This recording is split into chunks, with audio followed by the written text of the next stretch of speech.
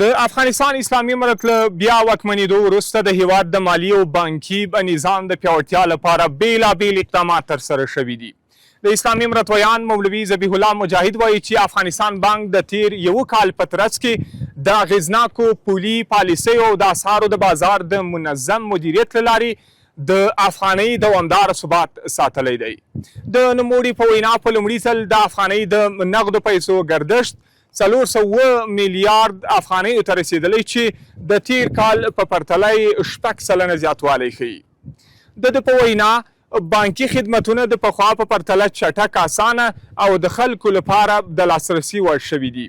د مالي راکړو ورکړو بهیر ښه شوی او د بانکدارۍ پر نظام د خلکو باور هم پیاوړی شوی دی. اقتصادي شنونکي باور لري چې د پولي ثبات ساتل د بانکي خدمتونو پراختیا او د مالي نظام پیاوړتیا د پانګونې د زیاتوالي او سوداګریزو فعالیتونو د پراختیا لپاره مهم بنسټونه ګڼل کیږي.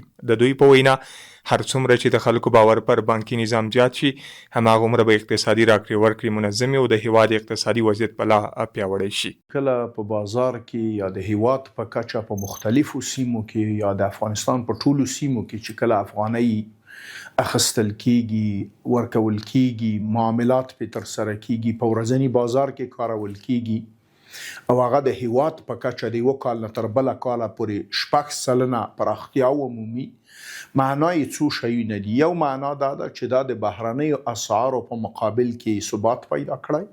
دوم، بازار د دې اعتماد پې کړی چې خپل جنس پې بدل کی. دریم، د خلکو توجه ورته راغلی.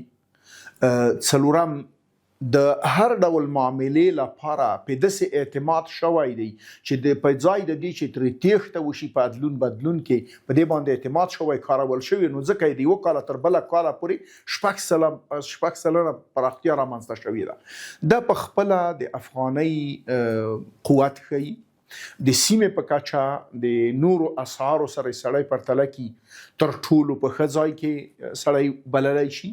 او تر دې مهمه دا ده چې د څو کلونو لپاره د بیې ثابت پاتې کېدل، یعنی د افغانۍ ارزښت د نورو بهرني اسعارو په مقابل کې ثابت پاتې کېدل یا تر زیاته بریده پورې که سړی داسې مشخص ووایي په یوه معین معیار کې پاتې کېدل، دا ډیره لویه لاسته راوړنه ده. او فکر کوم چې همدې هم زموږ وطنوال اړ کړي چې افغانۍ د بهرني اسعارو په ځای وکاروي. د چارواکو په وینا د پولي ثبات ساتل، د مالي نظام پیاوړتیا، د بانکي خدمتونو پراختیا، د برېښنایي تادیاتو هڅونه او د مالي سکتور د شفافیت لوړول د افغانستان بانک له مهمو لاسته راوړنو څخه دي.